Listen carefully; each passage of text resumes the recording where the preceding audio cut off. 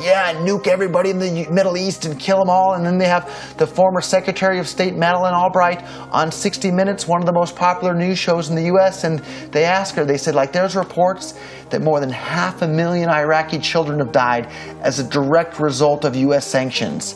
And she looks back at her with a straight face and she goes, it was a really tough decision, but I think that it was worth it. Worth murdering 500,000 kids because of what the government did? And I apologize for crying, but it just disgusts me from my core when I see government people murdering people around the world. It's not just theoretical. These are real people with real lives. And it's real people, and Bitcoin has the power to undermine everything they're doing to people around the world. And I'm sorry for shouting, but it just disgusts me what these people in government do. And they do it through central banking and through the control of the money supply, and Bitcoin takes that away from them. Wall Street is fraud, America is fraud, the world is fraud, banks are fraud, central banks are fraud. We live in an era of fraud. It's all based on fraud, and they get a percentage of the fraud. That's the business model.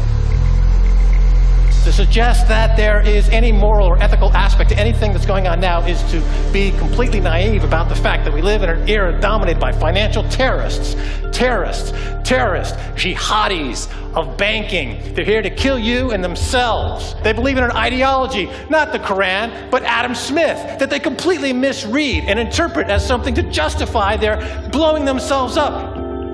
Janet Yellen's a terrorist! Mario Draghi's a terrorist! The Central Bank of Japan is a terrorist! These are the real terrorists!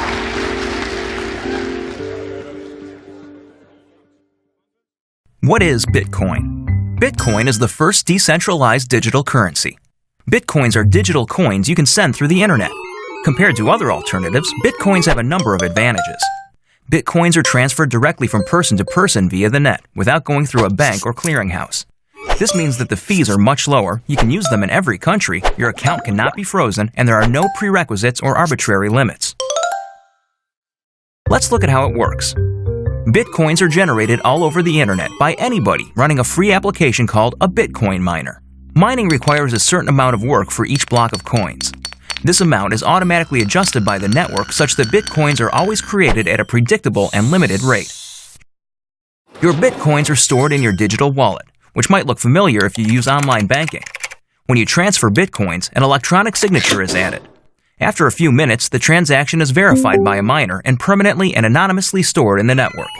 The Bitcoin software is completely open source, and anybody can review the code. Bitcoin is changing finance the same way the web changed publishing. When everyone has access to a global market, great ideas flourish.